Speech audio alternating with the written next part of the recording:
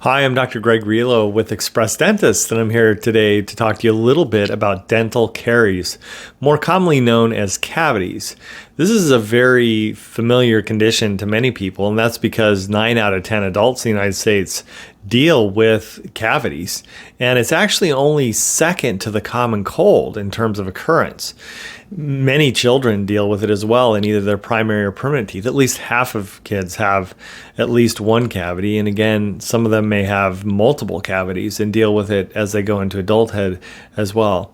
It's good to think of caries as an infection because that's really what it is. It's caused by bacteria, and bacteria live in the mouth. Some of them are very good, but amongst the 700 species that are there are a handful of bad characters in a sense, and they live on the surfaces of the teeth. Those particular bacteria, the most commonly known as Streptococcus mutans, they produce an acid.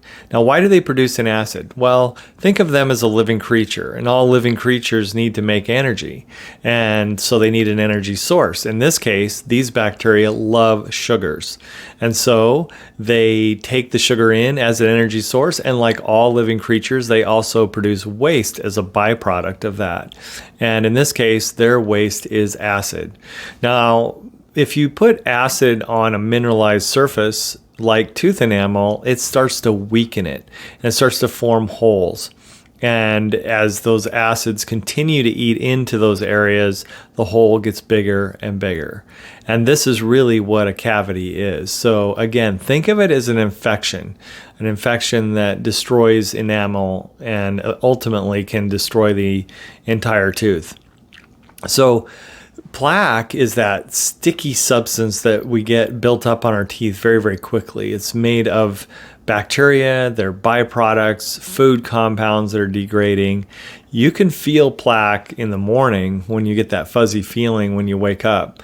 And that's a heavy layer of that bacterial plaque, and it's very acidic, and it tends to eat into enamel and cause cavities, as we've been describing.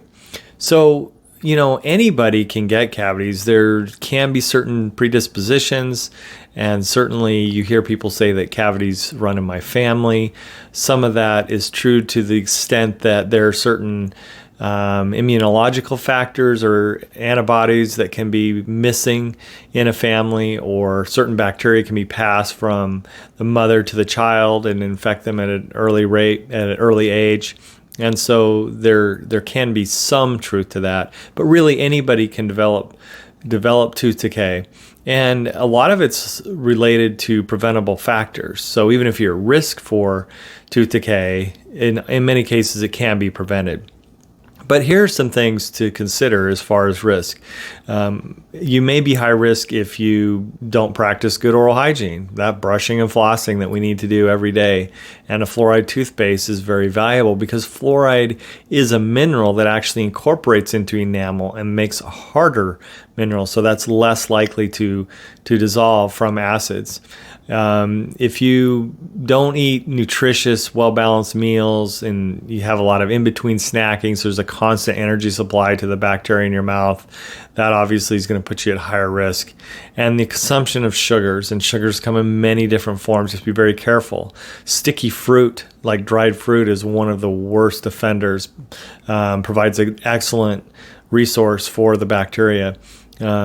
Beverages, a lot of sodas can contain 18, 19, 20 teaspoons of sugar in a single can of soda. That is a very problematic risk factor. And if you have receding gums, it exposes that underlying tooth structure, which tends to be a little softer than the tooth structure that's above the gum line. So exposed gum line areas can be more susceptible to decay as well. And bottle-fed babies, especially if they're fed a bottle at bedtime, and they go to sleep with sugar, which milk has sugar compounds in it, those young children can be especially at risk for a condition known as baby bottle tooth decay, which can be very, very aggressive and very problematic.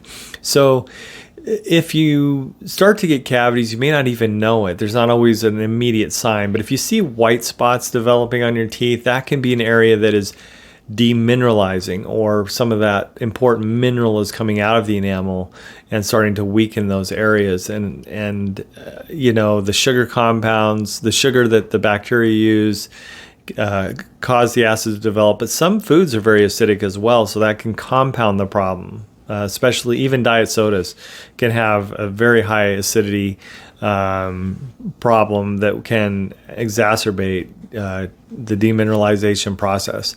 So when a cavity starts to get deeper, you may get sensitivity at that time, especially a sensitivity to sweets. Hot and cold may be a cavity, but sugar sensitivity is more likely to be a cavity and should definitely be checked out. I think the important thing to realize is that many times people don't realize they have cavities developing because they are not painful, and that's why they can be so destructive and cause so many issues for people. Now, how do we determine tooth decay? How do we figure out if you actually have a problem or not? Again, signs and symptoms aren't always the best way to figure it out. But if you come into the office, we're going to do a clinical exam, and we can often detect shadowing or pitting in teeth that would show us that there's a cavity. And many times, x-rays are critical in order to be able to determine if there's a cavity or not. And we can find cavities in hidden areas. They can get very deep before we can see them visually. So we really rely on those types of x-rays. And there's some other fluorescent techniques that we can use in this day and age that often help as well. So we have multiple tools and ways to find decay that you may have no idea is even there. So how do you prevent this infectious process? Treat it a little bit like an infection, in the sense that you want to remove and control bacteria. So you want to be sure you're brushing every day, flossing, removing that bacterial plaque. Use a fluoride toothpaste, because fluoride is not real friendly to bacteria and it hardens teeth. And I recommend drinking fluoridated water. Remember, bottled water does not contain fluoride. And be sure you're eating a really, good diet. Avoid refined sugars. Avoid sugary drinks and fruit drinks as well. You have to be very careful with that. Consider if you're smoking, using tobacco. There's smokeless tobacco, especially as far as cavities go. There's multiple reasons to quit, and I know it's difficult, but it's very worthwhile even when it comes to cavities as well. Smokers are twice as likely to develop gum disease compared to non-smokers, for example, and that's a whole nother topic, but it's also a disease process that is largely preventable. And then, talk to your dentist about some of the preventive techniques. We usually try to customize for people that are high risk for cavities, customize strategies to help them in ways that will, keep them from going downhill with cavities. And be sure you get in for regular checkups. It's really the only way to catch those cavities when they're small. And I think one thing I always tell my patients is that a small cavity someday becomes a big cavity, and a big cavity crosses a line to where there's an abscessed tooth, and it can cost 10 times as much to fix, or you end up losing the tooth as a result. So preventive dentistry is a very, very cost-effective way to take care of yourself. And so if you haven't had a checkup for a while, or you have some sensitivity or some dark spots or white spots that you're concerned about on your teeth, maybe it's time to get in and see the dentist and see if they can help you determine what's going on.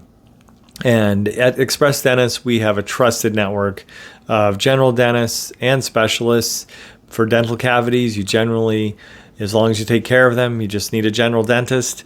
Don't need to see the specialist, but we do have that network if you need it as well. So we're here to help. Feel free to reach out, and take care.